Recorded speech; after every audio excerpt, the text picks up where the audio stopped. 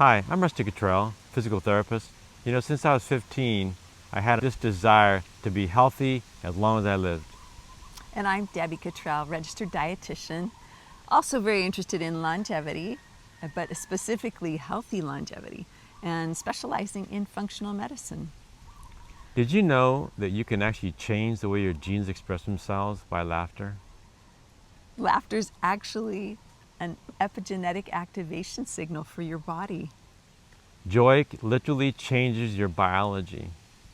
Today we want to take a look at how laughter, how joy can actually improve your emotional wellness as well as your physiologic wellness. But let's talk a little bit about epigenetics. So, what is epigenetics?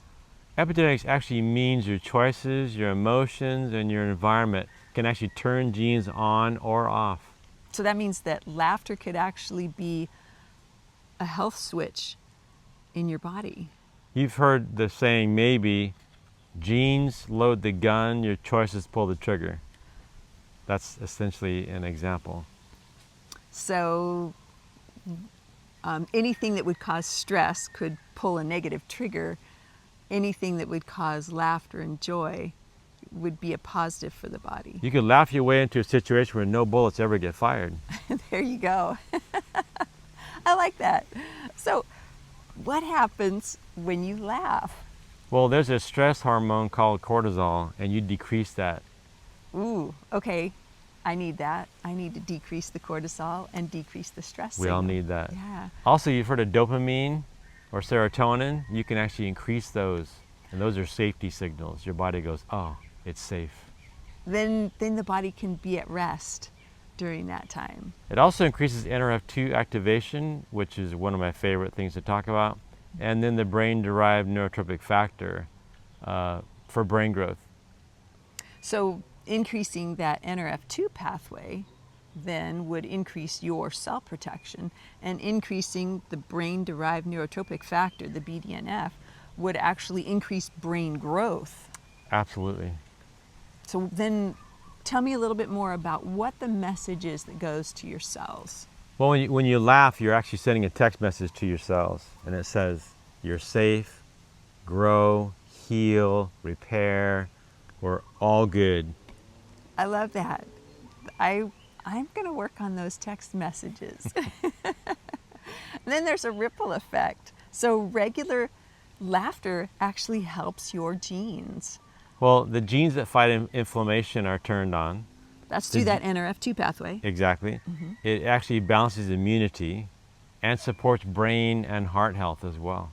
So then that's where we talked a little bit about the brain growth as well as the health. Interesting. So laughter then really isn't just emotional wellness. Laughter is actually molecular wellness down at that cellular level. You're literally writing new genetic instruction when you laugh. That's incredible. You know, it reminds me of a story that I heard. Norman Cousins, and he wrote a book called Anatomy of an Illness, and he was exposed to some major toxin. There's a movie about that too. There's a movie, it's a great movie. He was exposed to a major toxin, but they didn't understand why his body was responding the way it was. They couldn't figure out what to do for it.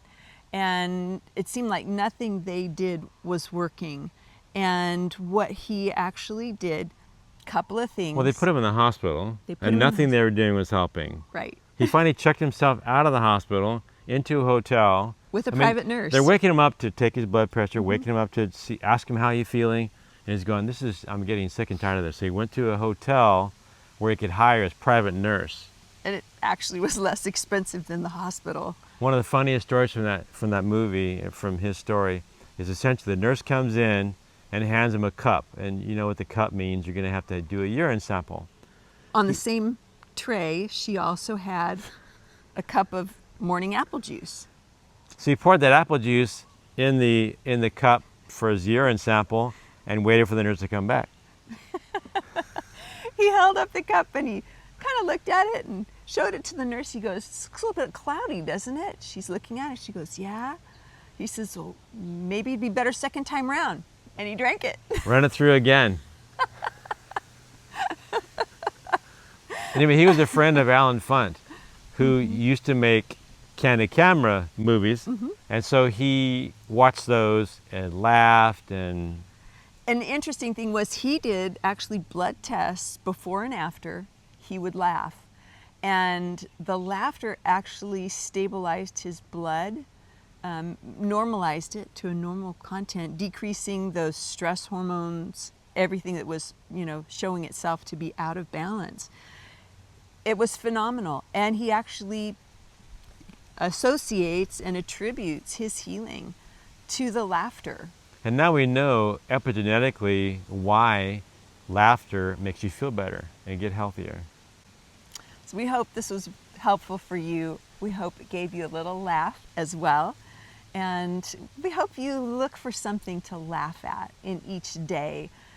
Especially, we've oftentimes heard that in a stressful situation, maybe we've made a mistake or something, it's actually better for us to laugh at ourselves and at our mistake rather than responding with stress hormones to other people's laughter at us, because it does a couple of things. It gives us that feeling of safety and allows us opportunity for growth in that stressful situation, to be able to analyze the situation and to say, how can I grow from this?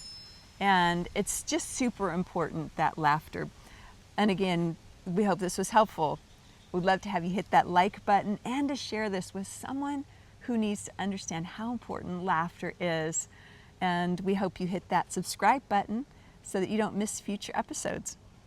And until next time, Aloha. aloha.